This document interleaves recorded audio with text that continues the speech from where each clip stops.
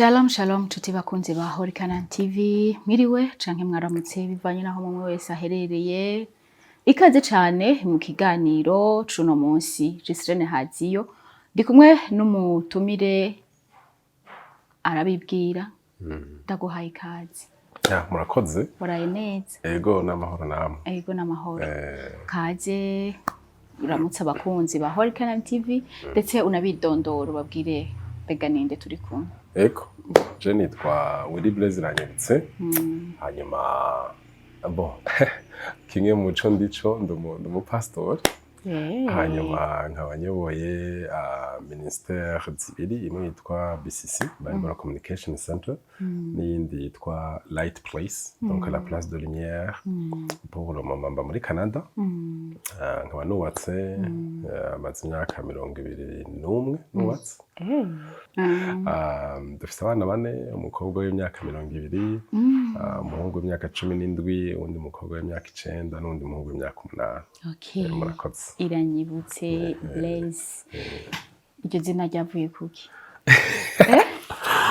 Usanga hari harabaye hotare. Ugiye yavuze bon. Ni histoire quand même iri novuga gute. Iryo zina nuko Riri vaste no Imana nyine iratwibutse kameme hari ikintu cari cabaye nyine urumva ko yaranezerewe akavuga ati Imana iratwibutse. Okay. Ego kaze mu kiganiro cacu kaze kuri Horikana TV kandi turanagushimiye kuba waduhaye umwanya byukuri ntikiba coroshe ariko turagushimiye ukuntu watwigoreye. Ego mbere yuko dutangura ibiganiro hano kuri Horikana TV turabanza tugasenga reka tubanze dusenge hama tuje mu kiganiro cacu turasenga. Data wa twese uri mu ijuru izina ryawe niryubahwe ubwami bwawe nibuze turagushimiye kubw'igitondo ciza wongeye kutwereka turagushimiye kubwo uturinda intambuko ku yindi turagushimiye kubwa kano kanya mwami wemeye ko tubamwo Data turakweretse ibyo tugiye kuganira bize bigira ikimazi kuba zobibona ndetse natwe bitwubake urakoze kuri Imana igira neza amen. Amen. Amen. Karibu rero mu kiganiro. Murakoze. Ikiganiro tugiranira no munsi ikiganiro kivuga ngo inshingano z'umugabo umugabo mwiza mu rugo akeneye kumera gute umugabo umuntu abantu bishimira abantu bo mu rugo ndavuga bo mu rugo iwe akeneye kuba ameze gute. Ego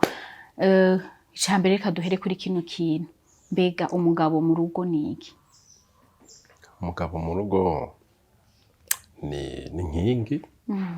ni inkingi ni pilier bisigura yuko iyo bari barubaka inzu pilier kenshi nizo zigize amamure hanyuma izo pilier kenshi ubundi ntiziboneka kubera ko bazubakira autour des murs mugabo ico kintu kitaboneka kubera yuko arico gikoze biboneka iyo kihavuye nivyo biboneka ntibisubira kuboneka. Rero umugabo mu rugo akwiye kuba inkingi itagaragara imbere y'amaso y'abantu ariko ariyo ifashe le poids de toute la maison. Uvuze ngo inkingi itagaragara umugabo akeneye kuba inkingi itagaragara imbere y'amaso y'abantu ubushatse kuvuga ko sinzi mbashatse kuvuga ko umugabo n'umuntu aba akwiye mu rugo rwiwe kuba ari le centre y'ibintu byose aba akwiye kumenya ibintu byose aba akwiye kuba guproviding ibintu byose aba akwiye novuga gute dufate nk'inzu erega muganda bitahuye jewe uretse ko ndabitahuye uko rufite urabona ko umugabo asanzwe taba no muhira iyo nzu arayubaka agashiramwo ivyankenerwa byose mugabo uravye amasaha ayibamo ni make cyane par rapport y'abandi baba bari mu rugo azinduka yiruka agataha ijoro ni wazinduka ubwa mbere bw'abandi bose agataha inyuma y'abandi bose abari kugira ngo ashobore kubagumiriza wa mushinge inzu igumwe ihagaze. Exactement. ariko nanone si kuvyubaka gusa kugira ngo abantu babibemo ntibifose yuko nawe aba present physiquement kuko nivyo kimwe mu nshingano umugabo afise ni kugira ngo aronderere urugo ubwo kuronderera urugo ntibisigura yuko utarubamwo ntibisigura yuko utahaba ni vyiza kubirondera mugabo nawe wabirondeye bakakubona nawe wabirondereye bakavuga ati turiko turenjoyinga ibi bintu rero umugabo yafise amashapo menshi pe kuko kimwe mu bintu qui me passionne beaucoup c'est le rôle d'un père dans une famille kuko benshi twarataye les responsabilités benshi twaragiye kure ico Imana idushakako ariko l'homme doit être un repère dans sa famille mu madomene yose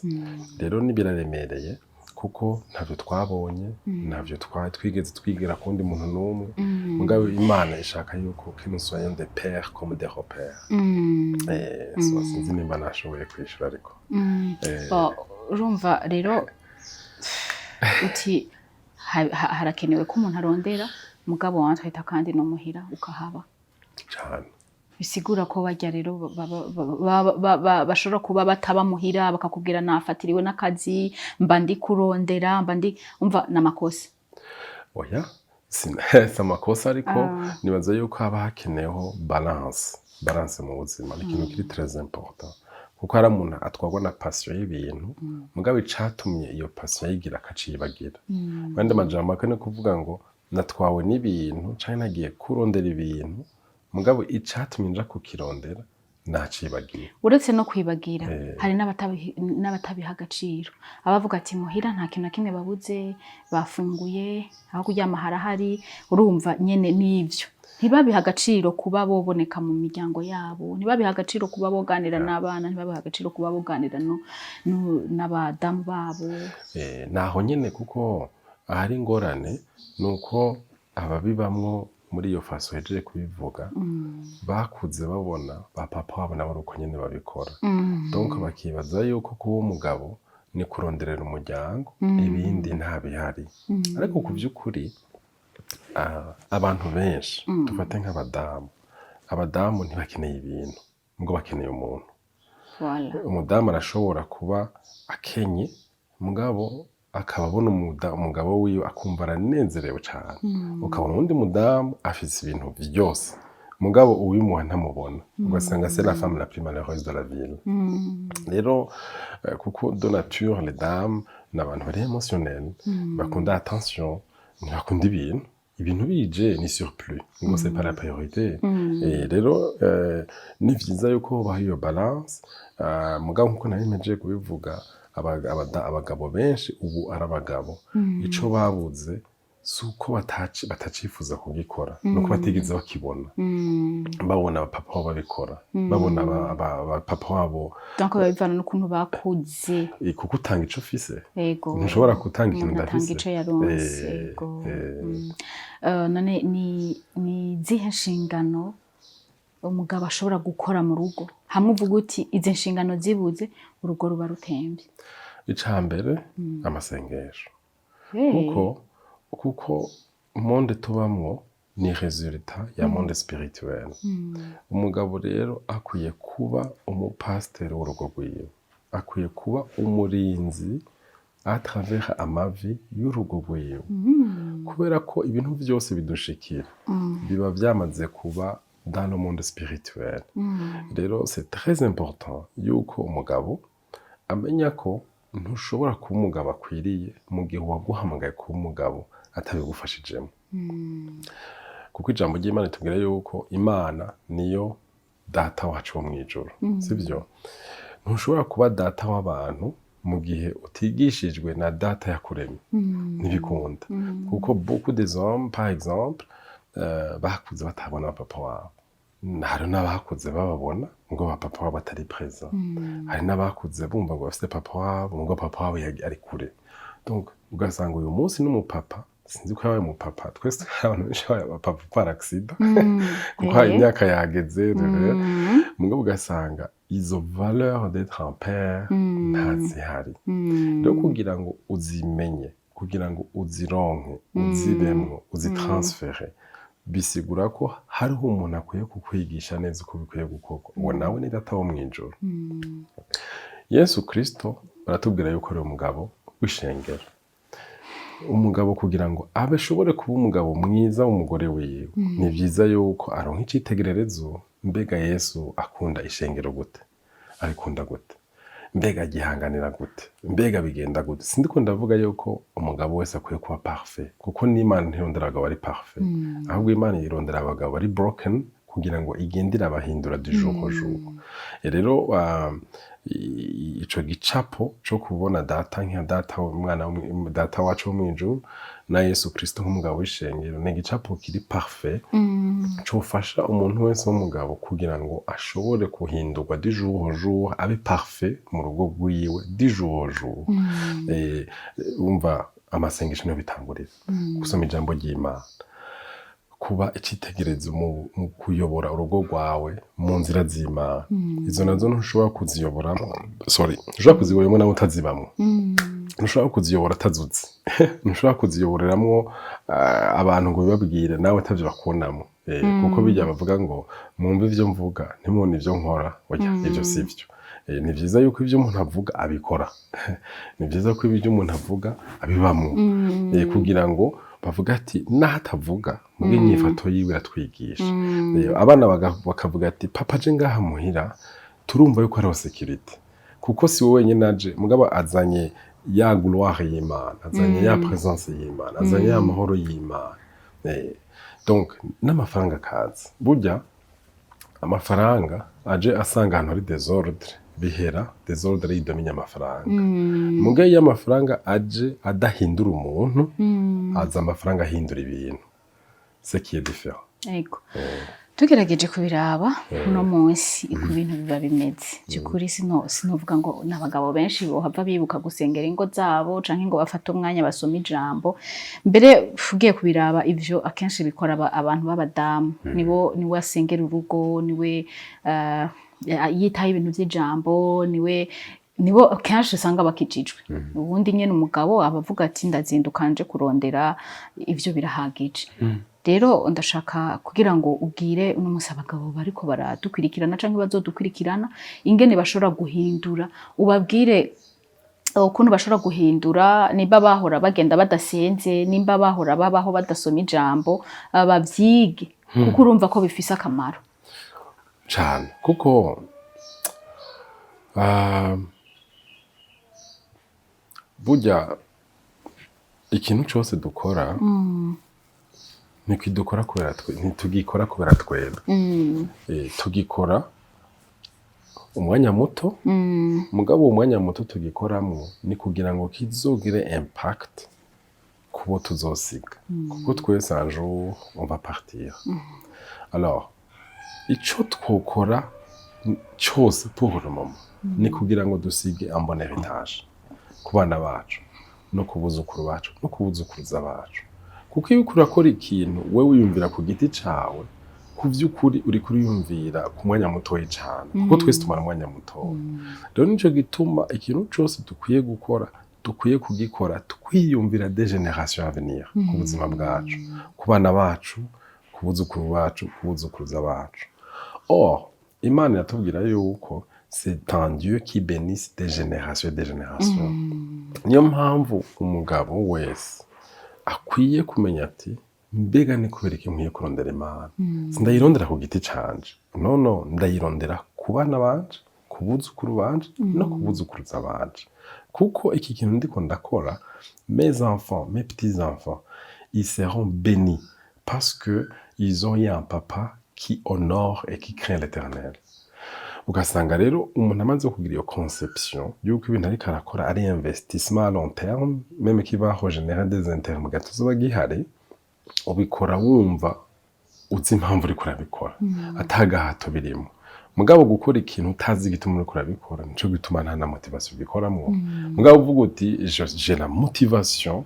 kuko ndazi intérêt nzobikuramo non seulement c'est pas moi qui va en bénéficier mugabo aussi c'est des générations et des générations à venir ndazi ko hari Imana izonderera abana ndazi ko hari Imana izonyigishiriza abana mu gihe je ntazongihari n'abuzukuruza abandi bazobijyako kandi ku vy'ukuri pe iyo umuntu umugabo w'Imana yubaha Imana atinya Imana il y a une grâce spéciale bakuriwe no ku bana biwe rero ico nobwira abashinga ntahe bariko baratwumviritsa nuko bo twokwibaza kuko naje ndishiramwo kubera iki dukwiye gukurikira Imana ni kubera yuko abana bacu be turiko turakora bazobijyako kubera iki nkwiye gukurikira Imana nuko hariho une protection divine ndiko ndarondera ku buzima bwanje no ku buzima bw'abandi kubera iki nkwiye gusenga mvyuka kare ndondera Imana ni kubera yuko hariho une faveur divine qui se dégage ku muntu w'Imana kubera iki nkwiye gukurikira Imana no gukunda Imana ni kubera yuko aba bana ndiko ndababera icitegererezo kugira ngo bazoronke des valeurs zizobafasha mu buzima mu gihe je ntazonyihari kuko uyu munsi abantu benshi turondera ibintu abana ce qui est vrai ce qui est bien mugabo ivyo bintu turiko turabaronderera ni ibintu passagère birahera ariko les valeurs célestes zizobafasha no mu gihanzo zo tukiri kumwe sinzi ko nashobora kwishura ego iyo musanzwe mubaye muri Canada muba mubona ingene abantu babashinga nahe baba bameze kandi nibaza yuko no ngaha mu Burundi usanzwe bizi kuko uri umurundi bega utubwira itandukaniro riri hagati y'abo bantu babiri muri Canada nibaza yuko abarundi b'abagabo bariyo bashoboye guhindurwa na environnement iriyo kuko umuntu burya environnement arimwo iramuhindura kuko umugabo avuye i Burundi yo atoza ivyombo muri Canada agashika yakoze ivyombo ategezwa koza ivyombo nimba naho vyananiranye uko vyoza bisigura yuko ikibanza arimo siciwe kuko koza ivyombo muri Canada no koza imodoka gukubura gukoropa gusasa ibitanda ivyo ni inshingano umugabo akora de jour au jour kandi birumvikana kuko nabo ni haba kuko mwese murakora umugore arakora umupapa arakora ntushobora gufata rero nta muwe yariyo rero ni environnement nibaza ica kabiri uko yubaha Imana agatanguza Imana imbere kuko iyo utanguje Imana imbere irakubwira ikanagukosora aho wewe bitaba bimeze neza kuko urabona abagabo benshi nk'ubu bari ino voilà nkuko maze imisi ndabibona canke ivyo numva kuko jewe sinigeze mba umugabo mu Burundi haheze imyaka 26 ndahavuye ni nuko hariho ico kintu ca ego ico kintu cyo kumva narondera umuryango birakwiriye mugana ariko ndavuga ko kurondera umuryango ni vyiza kandi biri kimwe mu kintu umugabo ahamagariwe gukora mu muryango wiwe mugabo ntigikwiriye gusa urakwiye wose nuko ivyo bintu warondera wibamwo ukayibanamwe nabo wabirondereye ndumva rero difference ihari nuko muri Canada ntabagabo ari parfait bariyo oya nabo nyene hari abahura n'ibibazo bya intégration bahura niyo culture shock yo kuvuga uti voilà ibintu sindavyemeye sinemeye kuganza nibaziyo nyene ahubwo ko ariyo inabakorera ko gose parce que umugabo ngaha aye umugiye koza ivyombo canke gukoropa noneho n'abakubonye bavuga ati urya mugabo yaramuhaye imiti sha yabaye kanyange ariko jewe mbona yuko kuko ndavyumva umugabo yoba kanyange akuba ku rugo rwiwe hako y'umugabo w'ingara agasamba urugo rwiwe by'ukuri ego mugabo ugiye kuraba ikibano abantu nyene ngene baba baca babivuga iyindi image babiha biba bitandukanye cyane n'ico uwo muntu aba ariko arakora kuko umugabo arashora ega hari hababikora mugabo urumva bakavugwa yuko bahawe imiti canke bagize ariko je nibaza yuko burya abantu baravuga naho ukuri neza baravuga naho ukuri nabi baravuga rero vyiza urdireke atobora abantu noneho na cyane mu gihe umuntu aba asanzwe ashaka kubaka urugo rwiza ushobora kwisunga abantu exactement umuntu wese bakora urugo rwiwe